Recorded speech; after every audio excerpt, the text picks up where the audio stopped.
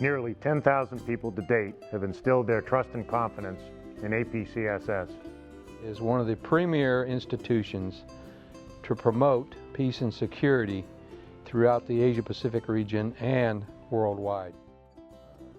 I'm struck by the energy and empowerment that our alumni feel. Well, some of it's aloha. Some of it is that strategic affection. But the more important part of it is the disciplined governance of a government organization. You know, it takes constant adjustment. It's not what we do is it's made, and I tell this to people that join our center, it's important that we maintain our credibility. The consecutive miracles that the team creates to get a course of over 100 fellows from 40 or so countries here, recruited, visas vetted, tickets from the airport to their quarters, into the course, get everything done several times a year. Those are a lot of miracles. Okay, the fact that this team can do it and make it look easy, it's not, but make it look easy, treat people well, that's inspiring to people. And as far as the Kakui hui, you know, a couple of things. Kakui means to mutually help or support, and hui is club, so it's a help club. And it's composed of the people here at the center, which we call our ohana. And, you know, what it does is kind of bounds us together, you know, and you know, we really practice the idea of Kakui. That means to help one another. This Kakui hui, kind of like the soul and the spirit of our center that, you know, once you come here, you'll be part of our family or ohana, and that really contributes to the success of our mission.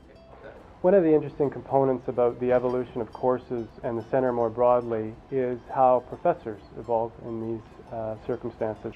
So you have a combination of depth of knowledge, but also appreciation of a breadth of perspectives. It's again a two-way relationship between the professor and the fellow.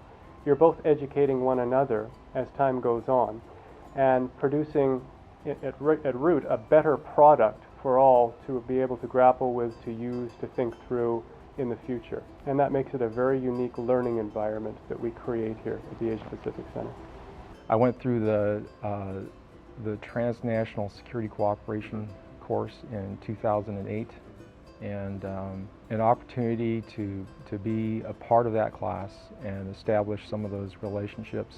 Asia Pacific Center really seeks to ensure that convergence will overcoming friction that might result between two or multiple countries. The leaders on behalf of the Asia Pacific Center were setting the vision, and that vision has never wavered.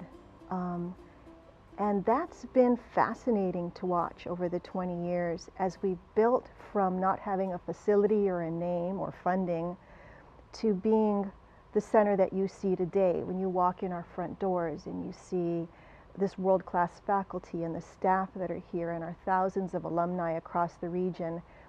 That's the evolution that all started with this vision that Senator Inouye had, that the startup team had when I came on board, and again, it was unwavering.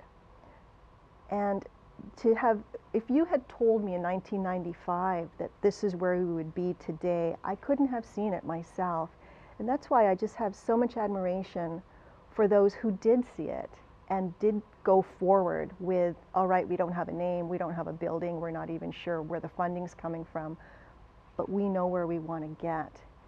And of course, we're still in evolution. We're still a growing center, pursuing that same vision, pursuing that same path. Again, that hasn't wavered in 20 years, and I'm sure won't waver for the next 20, because it's such a solid mission and just a remarkable vision.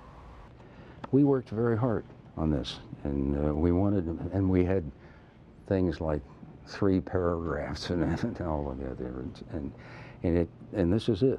The mission started, and it's still the same, to enhance cooperation and to build relationships through mutual understanding, hear these words, and study of comprehensive security issues among military and civilian representatives of the United States and other Asia Pacific nations. And that's it. That you talk about the humble beginnings of starting out in a mop closet or broom, telling stories, having a staff meeting in my office with people sitting on a couch, sitting on a small refrigerator that everyone that belonged to the organization then used for cream for their coffee or whatever. We'd have to turn the old rickety air conditioner off because it made so much noise you couldn't carry on a conversation with it on. And that only gave us about 20 minutes of breathing air before people started to pass out. So, you know, location, location, location, as they say in business. We're blessed with the perfect location. I'm sitting in a former warehouse here in Waikiki. This used to be an Army Reserve Training Center warehouse. The facility was converted under budget and under time back in 2000, and then we added the building, Malahia Hall, purpose-built educational facility in 2012. It's a great world-class educational facility, so that starts it. We happen to be in Waikiki, so our participants walk through one of the most divine environments to and from class. And if you can't feel good here, I'm sorry, you can't feel good. And that creates a positive learning atmosphere. You know, just the amazement of watching both people who come through the program and the staff and faculty who have gone so far to develop and create this center. And to see them just be able to sit back with pride and say, you know, wow, look what we've done. You know, it actually came to pass. Senator Inouye, this was something that he thought was great, and he was happy for all of us who were working, and every time we needed something, he was always there. Yeah. Very, very good. He had that idea that we don't want to go around with rifles and bombs. Let's go around with what we call culture to one another and to respect for the whole thing. Yeah. And I think we've done that through our, principally our courses, which builds the strong relationships we have with them, but also through our workshops and engagements we do on a regular basis throughout the region, is that people put their confidence in us that we're going to do the right thing and do it for not a particular reason of our own, but a particular mutually beneficial reason. We're global in a lot of our courses. For the counterterrorism course, we go to all the other COCOMs. Same thing with our comprehensive crisis management course. We've got people coming from the other COCOMs, so we're seeing much more global attendance here than we did when I first started back in 1999. So I think that what you'll see from APCSS is a continued application of a fundamentally sound model, but to even more substantial outcomes, more substantive outcomes, where things are done differently because of what we do. As we say, lifelong learning, that we can enable that much better with technology than sending teams out throughout the region, because that's a limitation where technology can eliminate that. And we're doing things like podcasts now, and the ability to stay in touch with not just APCSS, but with each other.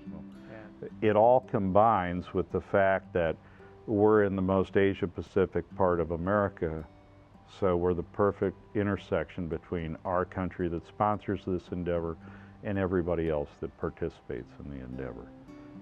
When you add into that the genuine magic of the Aloha spirit and the collaborative, positive environment that creates, you just couldn't create that. You couldn't take a kit and build it any better than APCSS has positioned here in the heart of Waikiki. That I think fundamentally APCSS is making a difference. We're absolutely changing the region for the better.